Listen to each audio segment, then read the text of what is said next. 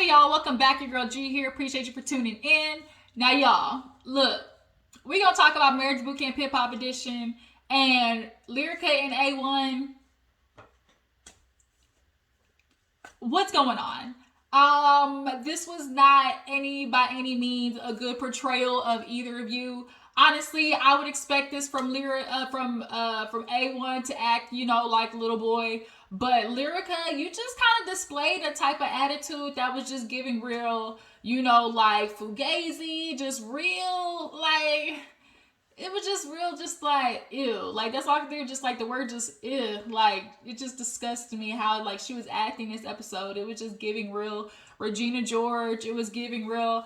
I'm starting to feel like Lyrica and A1 basically came on here for a check. That's what it's giving. The way they acted this episode and the way they've been acting overall, in Marriage Bootcamp, it's giving real. We just came here for the check. You know what? Let me just get through the day. We just gonna bullshit through these exercises, and we're gonna leave. And count our cash type stuff.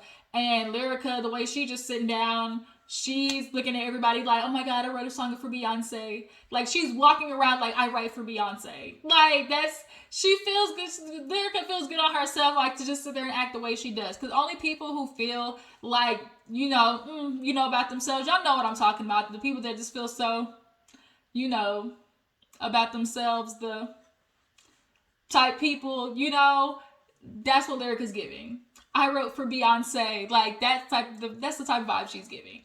And just by the way they were acting at the end of this episode, like I'm over it. Like just two big old kids, and of course K Michelle getting involved with her like Spitfire self. Like it was just recipe for disaster. So let's go ahead and get into the episode though, so we can break down everything that happened in particular. So speaking of A1 Lyrica, we wake up with those duck-headed asses.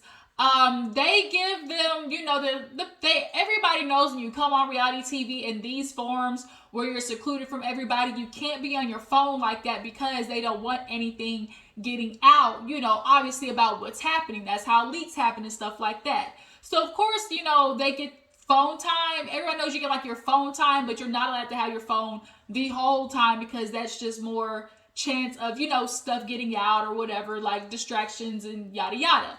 And so, of course, Lyrica and A1 are using, let me call Ocean, let me call my son as an excuse. And you see Judge Toller and Dr. Ish basically looking at them on camera like, look at these two niggas, like lying. Like, she's sitting there talking about, you like these glasses? Yeah, I like these glasses. Do I want them in black though?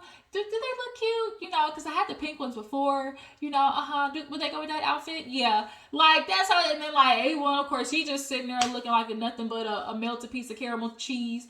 Like I don't know, like he just A1 just gives sloppy. He just gives sloppy. That's the only word I can think of.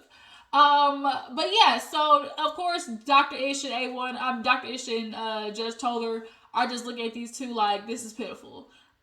So everybody goes downstairs basically and they meet for like breakfast, and they basically have Rich sitting down and he's looking at Lyrica like, we good? Or like, oh, go sit over there or something like that. She was like, no, because you was being phony. You was talking about you didn't like my game and you didn't have to play like if you didn't want to, Rich. And, Rich did, have a good observation of, what the issue was. Like, y'all are here, but you're not really like digging yourself into like what we're supposed to be doing. Y'all aren't really getting into the nooks and crannies of things that y'all really came here to fix, as people in a, real relationship. So, he just basically was kind of like, that's how I felt type, but still, dap me up type stuff. And she was like, no. And then, I guess while they were downstairs, they had everybody else like going through their rooms and basically putting in the puzzle for the game that they're about to complete. So they all go back upstairs and they all basically get locked in their room. We've seen this exercise before. They get locked in their room and basically have to play like an escape room. So, of course, we all know half of these couples' communication is ass. It's communication day, as the people call it the silent killer, of relationships, because a lot of times it is just communication, like literally talking to somebody. So, it's just like, now we have to watch these people who are horrible at communicating now try to go through a whole exercise where it's nothing involved but communication. Like, yeah, this is gonna work, you know, like, this is gonna work, Dr. Ish, for sure. So we see K Michelle with Caston. Horrible. K Michelle, she's sitting there and laying on the bed on her stomach, you know, twiddling her thumbs. And Caston, he's walking in the bathroom and literally he can't see because he's the one you know, with the goggles on. He got the goggles on so he can't see because one was in goggles, one was in handcuffs. And K Michelle had the handcuffs, and I guess she just really wasn't paying attention. And he took a dive for it over the goddamn tub. The tub was nice though. Did y'all see that tub? It was like a marble, like that real like slick marble. Like it was really like that's the type of like, you know, rich people tub that most people like dream of. But it wasn't until after he ran into the damn tub that she actually started helping. So they actually end up getting out first. Yeah, they actually end up getting out first. And so they realized, oh shit, we could watch everybody else. So we see Mariahlynn and Rich Dollars. Rich Dollars just had to hush and let Mariahlynn do it. You know, they were kind of butting heads at first, but overall, they were able to get out. We see Gangsta Boo and Emmet. Gangsta Boo, Lola, Gangsta Boo Lola, whatever you want to be called by. You keep chopping Emmett's head off at the bit. It's like you ask him a question, but then answer the question for him as if you were him. And like, it's just like there's no room to breathe around Gangsta Boo. Like, she just doesn't give him any air. And so it's just like he's honestly in a losing battle because no matter what he says, she's already thinking he's saying something like other than what he's saying. Like, actually, like it's fascinating. It's almost fascinating watching her try to talk to him because this is kind of like, Gangsta, you girl, like, you okay? Like, you have to stroke out. Like, bitch, blink twice. Like, you good? Like, is anybody in there? Like, or is the elevator going all the way up to the top sometimes? That's why Judge told her at the end was like, girl, I don't be thinking you know what you saying half the time. Because we watch her do the exercise with him, and he's like, okay, help me. Like, tell me where to go. Well, I can't help you. You know, you do it. Bitch, I can't because my eyes is blindfolded. Like, what do you mean? Just do it. That's why I'm telling you, hey, you know, which hand? And she's talking about you with your west hand. He was like, no, use right or left. You okay, let me know. And I'll move my hands to the puzzles and let me go. But it's just kind of like Gangsta Boo was just, she's horrible at communication.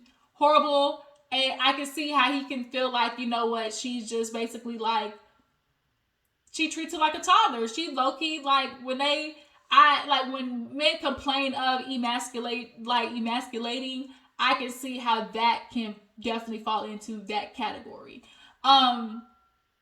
So Gangsta Boo and them don't make it. A1 and Lyrica don't make it because Lyrica once again is on that bull. She on that bull. They do not want to be here. They just came here for the check. Okay? They came here for the check. Period. She's sitting there just laying down. She looking at the puzzle pieces. And then, like, it was just like lame. They get to the damn door and Dr. Ish was literally right outside, so they could have made it had they stopped bullshitting. But everybody gets downstairs, and I think K Michelle joked and was like, oh, you know, I can't believe I made it here last behind like Lyrica or something like that. And they were basically telling them like, okay, now that you're done, you're gonna be doing this exercise. You know, today's our communication. And the thing is, you got to do it together. So here you go. You know, everybody's going to be basically bundled up in like the giant t-shirts and the giant sweatpants. And of course, half the people is like, I don't want to do this shit. But of course, you know, participation. So they all get assigned different tasks for this pizza party, right? Mariahlynn, Rich Dollars, they got making the pizza. K Michelle and Caston, they got making desserts. Lyrica and A1 got making the chairs. And Gangsta Boo and Emmet got decorations, like, yeah, decorations and ambiance or whatever. So Rich Dollars and Mariahlynn, she's drinking champagne. He like, can you stop drinking the champagne? She's like, you, she ain't say all that, but you know, she's like, you Rich Dollars, I wouldn't drink my fucking drink, and sit your ass back and, you know, shut the fuck up. Like, and so he like, man, just quit cussing. You know, all that profanity ain't necessary. Da da da da. She's like, well, that's who I am. Like, you know, don't tell me what to do. Are you my father? Are you my father, Rich Dollars? No. She's not feeling that. She don't like being told what to do. She feels like it almost demeans her, I guess, in a sense. She basically feels like when you talk to me like that, it just reminds me of, you know, like you not accepting me. Because she ended up talking to Dr. Ish later on because she got mad at him and, you know, got out the clothes. So she goes in the room and Dr. Ish pulls her to the side and basically was like, look, you know, you okay? You know, what's going on? And she was like, I don't like when he talks to me like that. You know, makes me feel like he's trying to down me. You know, why are you talking to me like you're my father or something? Like, are you my dad or are you my man? And so she was like, you know, I wish he wouldn't do that because he knows like I've been in that abusive cycle. Because if I keep acting out, then that'll, you know, in turn make you feel like you got to act that way. So, you know, Dr. Ish was like, yeah, you get it. Like, you know, the cycle of abuse, that's something that you would understand. Come to find out, Mariahlynn, it's clear that Mariahlynn has been she's never had a healthy relationship. It is so obvious. She literally seeks, like, that's what she's comfortable in, an abusive relationship. While Rich is not her most abusive relationship, she says, like, you know, she's not in fear when it comes to Rich Dollars, but she just simply has that PTSD. Like, she's never gonna be honestly, truthfully comfortable with a man because of, you know, the past incidents. But she's like, you know, I low-key resent him because if only he would be the man that I know he can be, then I would have never went to that man who basically hooped her shin up. Like, he cracked her foreleg or whatever, her shin, and like crashed it, like cracked it, and she had to get surgery and screws and all that type of shit. So it's just kind of like, damn, for one, Mariahlynn, you don't need to be in a relationship, period, because that's a lot of shit that you need to work out. Like, nobody just goes through that and is ready for a relationship months later. Like, girl, you need to go get that situated. Like, you need to go get that mentally, like, situated. But basically Dr. Ish told her to get back in the game, like, you can do this. So she goes back and they kind of like talk through their issues. Rich Dollars does have these wise moments. He really does. Like, Rich Dollars, you can see he's capable, but he just doesn't want to. That's the thing. Like, I think he cannot go public with Mariahlynn because, like she said, like, people expect me to be a certain way because of the songs and, you know, how I rap and all this type of stuff. Like, oh, I'm too this, and that. And I think Rich Dollars, for one, is embarrassed of Mariahlynn because, of course, what guy is going to be comfortable when you out with a girl who literally is the anthem for I was a hoe?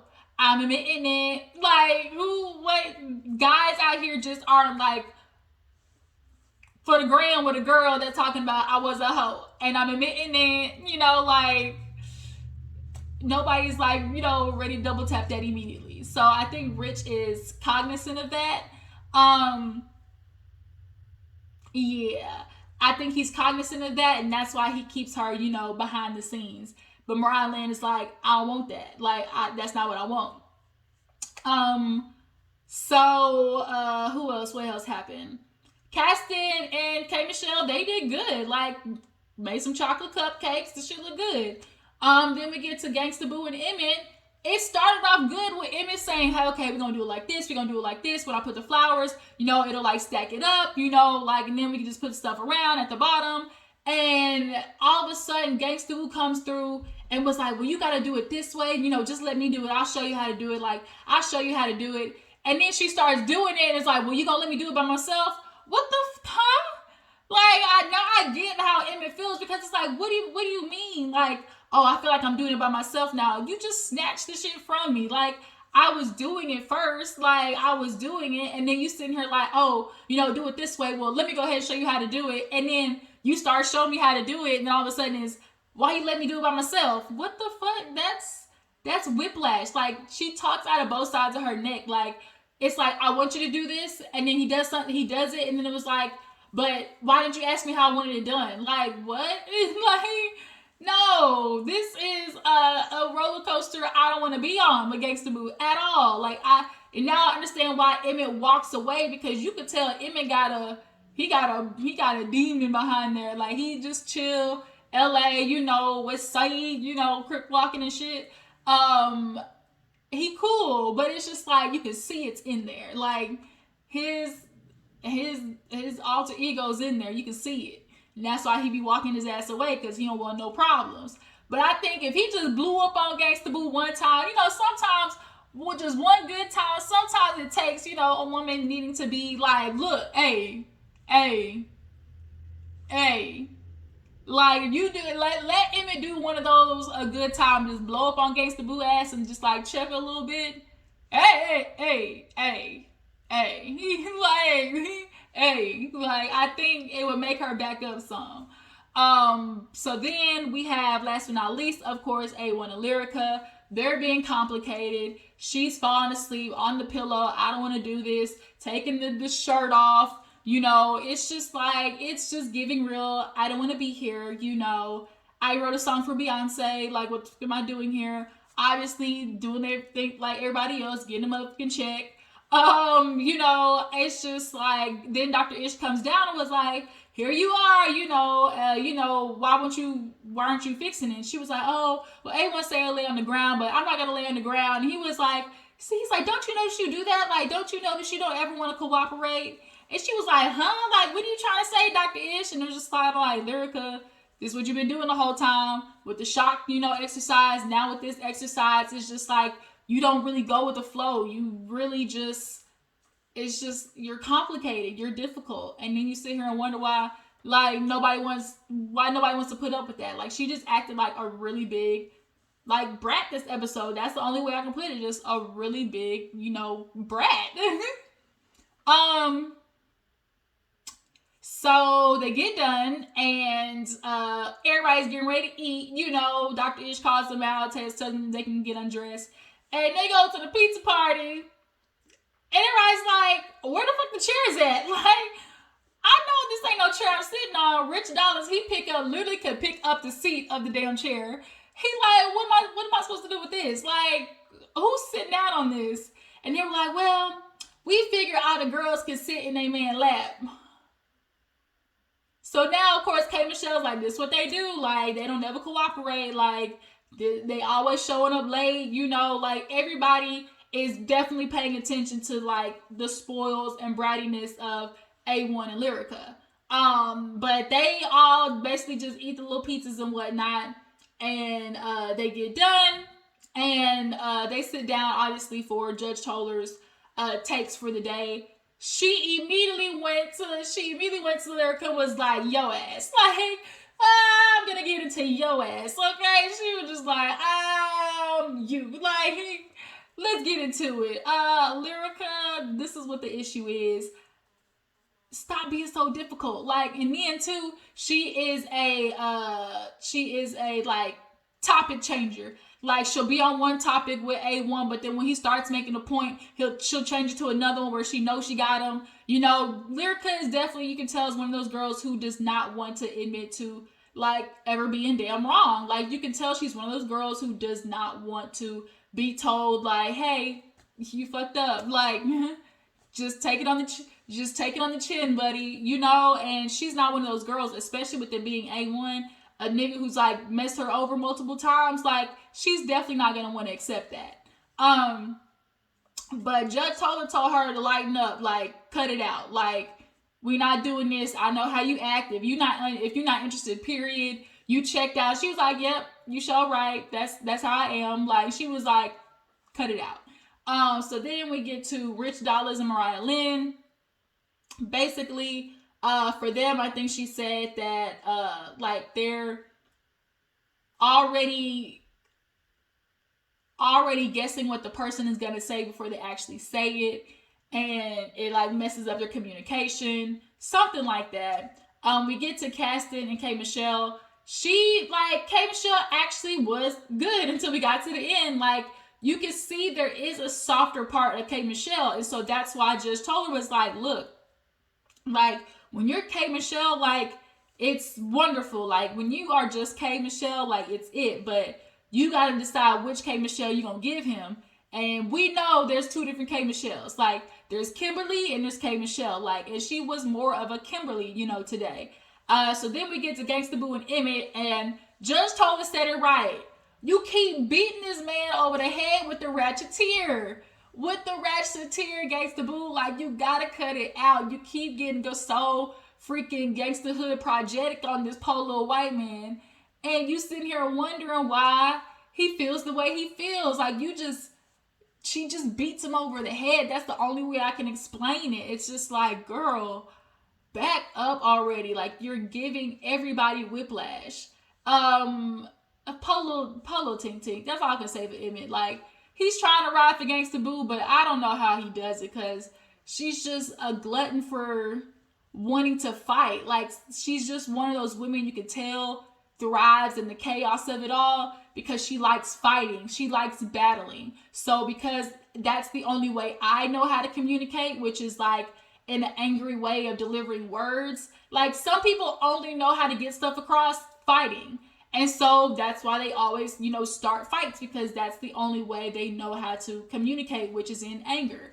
And she is one of those people to me. Like she doesn't know how to communicate in any other way than in a fight or being slick. Like, like how she was with Emmet. Like, well, I guess I'm doing myself. It looks like Trash Doctor-ish because, I don't have nobody to help me. Like, she's one of those passive aggressive people and just kind of like, yo, chill the fuck out. Like, don't do that on me because we can sit here and have a talk.